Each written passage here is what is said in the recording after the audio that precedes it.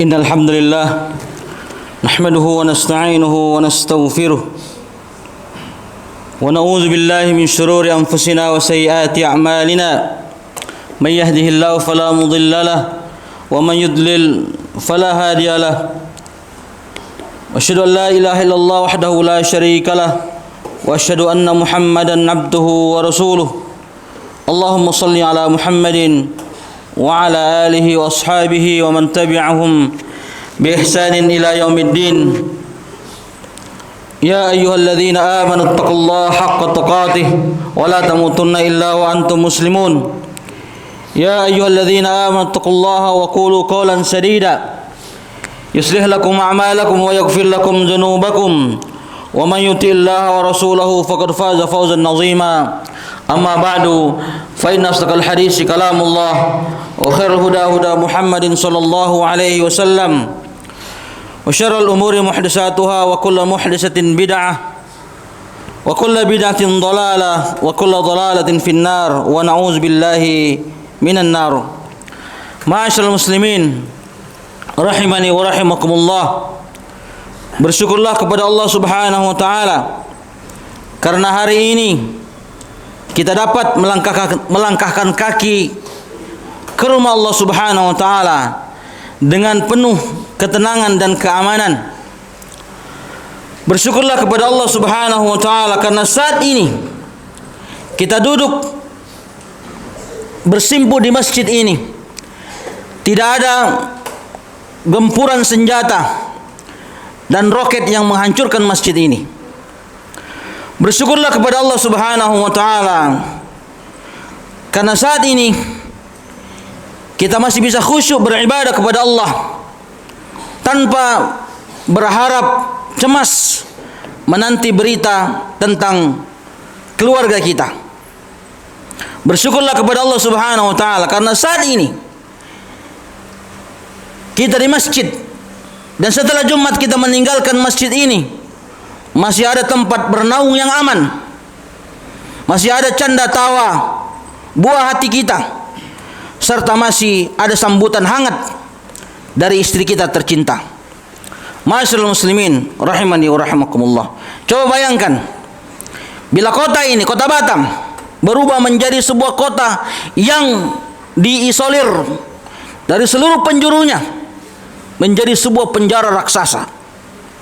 Lalu terdengar suara pesawat jet tempur yang berputar-putar di atas rumah kita, di atas tempat tinggal kita, di atas masjid ini, di atas tempat kita bekerja, di atas kantor kita bekerja, di atas sekolah anak-anak kita. Lalu tanpa diduga pesawat-pesawat tersebut melepaskan rudal-rudalnya, menghujam ke arah kita, ke arah istri kita, ke arah anak kita, ke arah rumah kita. Subhanallah. Dan tiba-tiba saja kita hanya mendengar berita anak-anak kita, istri-istri kita terluka, bahkan telah tewas akibat gempuran rudal-rudal tersebut. Bayangkan saat kita pulang ke rumah, kita hanya menemukan puing-puing rumah kita. Bayangkan di antara puing-puing tersebut ada jasad ayah kita, ada jasad ibu kita, ada jasad anak kita, istri kita. Subhanallah. Tubuhnya hancur berkeping-keping, tidak bernafas lagi. Bayangkan jika malam nanti kita hidup dalam kegelapan, tidak ada tempat bernaung, tidak ada pakaian yang melindungi kita dari hawa dingin. Bayangkan ma'asyiral muslimin rahimani wa rahimakumullah, bagaimana perasaan hati kita jika dengan semua penderitaan itu ternyata tidak ada yang mampu menolong kita, tidak ada yang peduli kepada kita. Dunia membisu seolah-olah tidak terjadi apa-apa di kota ini. Kira-kira jamaah rahimakumullah, seperti apakah perasaan kita semuanya?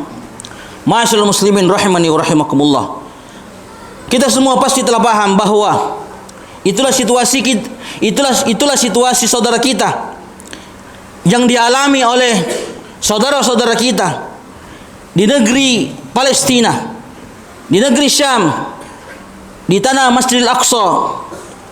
Maka alangkah baiknya kita tatkala menyaksikan berbagai kejadian tersebut, selain mengambil langkah nyata sesuai dengan tuntunan agama Islam, kita juga berusaha untuk melakukan berbagai renungan untuk mengambil pelajaran.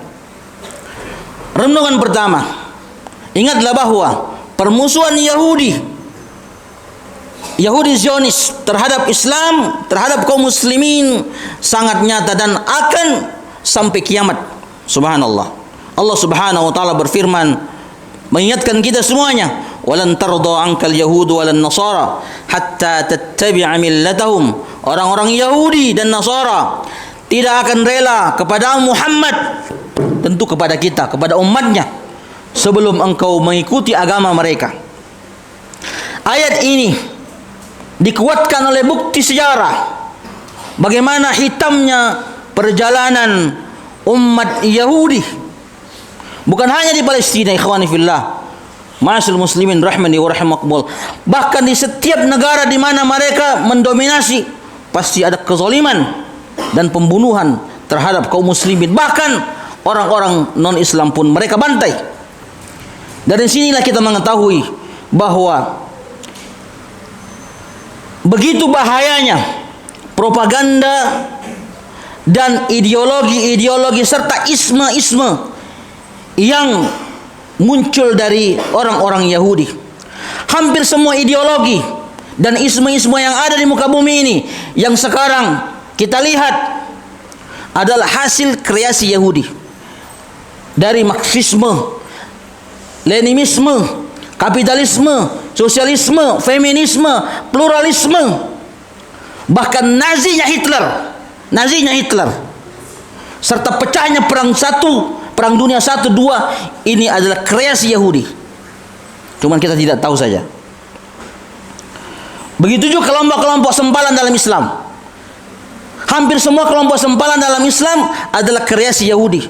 Dari Syiah, dari Khawarij. Syiah Khawarij yang diciptakan satu orang yang bernama Abdullah bin Saba al-Yahudi al-Yamani al-Aswad. Kemudian Khawarij, Jahmiyah, Qadariyah, Mu'tazilah, Murji'ah, Ahmadiyah, bahkan Sufi, itu adalah kreasi Yahudi. Hendaklah kita ketahui hal tersebut. Itu semua ma'asyiral muslimin rahimani wa rahimakumullah, mereka ciptakan untuk menghancurkan tatanan kehidupan manusia, merusak agama dan merusak pemeluknya untuk menjadi penguasa di muka bumi ini dalam rangka menyambut kehadiran pemimpin akhir zaman mereka, yakni Ad-Dajjal Al-Kadzdzab. Ini renungan yang pertama. Renungan yang kedua, jangan hanya bicara. Menyuarakan kebencian terhadap Yahudi akan mandul jika kita tidak mengiringi dengan langkah nyata dalam kehidupan sehari-hari. Masih banyak di antara kita berteriak sekeras-kerasnya mengutuk perbuatan mereka, namun ternyata mereka mengikuti cara-cara mereka, baik dalam ibadah maupun dalam kebiasaan kehidupan sehari-hari. Mereka beribadah dengan musik, ini mengikuti Yahudi. Beribadah di kuburan, ini mengikuti Yahudi. Berdoa di kuburan, mengagungkan kuburan, ini mengikuti Yahudi. Subhanallah, subhanallah. Melakukan perayaan-perayaan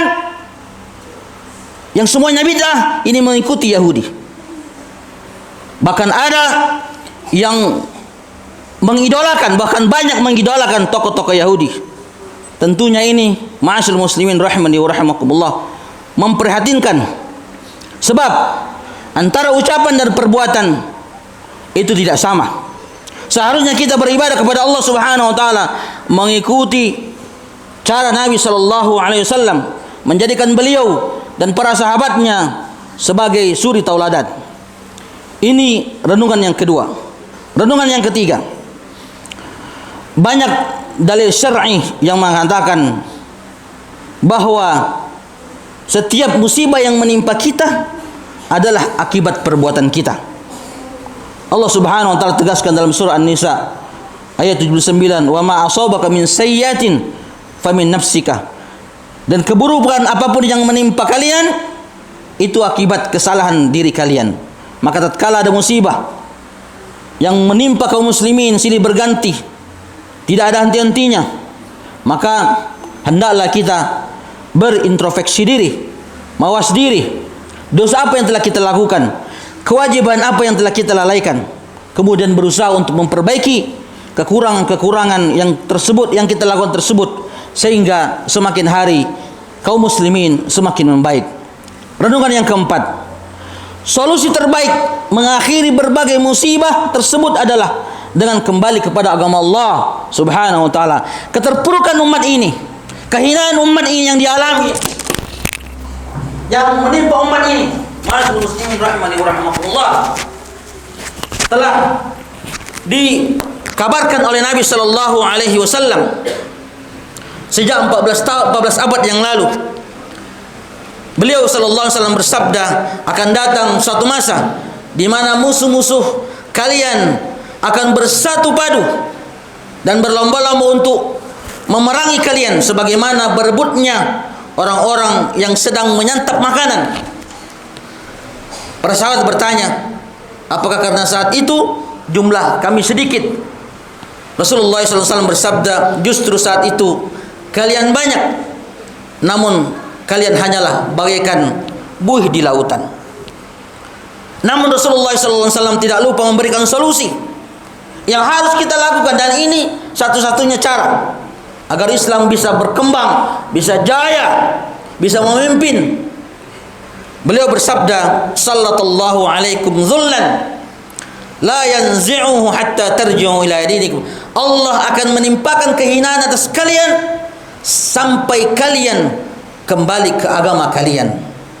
Itulah solusinya, kembali kepada ajaran Islam yang benar, yang murni, menegakkan tauhid yang murni, menjauhi segala kesyirikan dan bid'ah, serta mengikuti, menegakkan sunnah-sunnah Nabi sallallahu alaihi wasallam dalam kehidupan kita. Sebab inilah sumber kekuatan. Tanpa itu semua, kaum muslimin tidak akan pernah mendapatkan kekuatan, kejayaan dalam menghadapi musuh-musuhnya.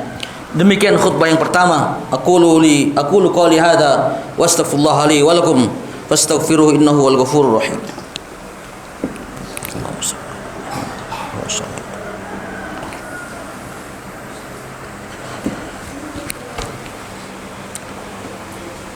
Ahmadu rabbi wa ashkuruh wa asyhadu an la ilaha illallah wahdahu la syarika lah wa asyhadu anna Muhammadan abduhu wa rasuluh. Allahumma salli ala Muhammad wa ala ali Muhammad. Ma'asyiral muslimin rahimani wa rahimakumullah.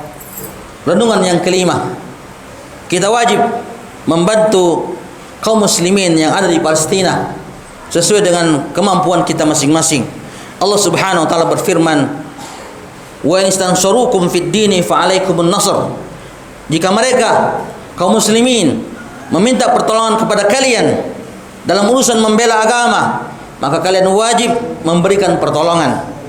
Maka setiap dari kita hendaklah membantu sesuai dengan kemampuan dan kapasitasnya. Para penguasa dan diplomat berusaha untuk memberikan tekanan kepada Yahudi, wabil khusus kepada pemerintahan Indonesia, lebih lantang menyerukan pembelaan terhadap Palestina, karena Indonesia adalah negara muslim terbesar di muka bumi ini. Orang-orang yang dikarunia rezeki hendaklah mereka mengerahkan bantuan finansial untuk saudara kita di Palestina. Adapun orang yang tidak memiliki kemampuan kecuali doa, maka jangan pelit untuk mendoakan para saudara kita. Jangan pernah menganggap remeh bantuan doa. Betapa banyak pasukan raksasa yang hancur berkeping-keping berkat rintihan doa seorang hamba Allah Subhanahu wa taala di sepertiga malam terakhir. Allah Maha Kuasa untuk menolak setiap bahaya yang menghancurkan masjidnya dan hamba-hambanya. Allah Maha Kuasa untuk membelokkan peluru agar tidak menimpa kaum muslimin. Allah Maha Kuasa untuk menghancurkan negara Yahudi Zionis sebelum mereka menghancurkan Masjidil Aqsa yang ada di Palestina. Innallaha wa malaikatahu yusholluna 'alan nabi ya ayyuhalladzina amanu shallu 'alaihi wa sallimu taslima. Allahumma shalli 'ala Muhammadin wa 'ala ali Muhammadin kama shallaita 'ala Ibrahim wa 'ala Ibrahim. Allahumma barik 'ala Muhammadin wa 'ala ali Muhammadin kama barakta 'ala Ibrahim wa 'ala ali Ibrahim innaka Hamidum Majid.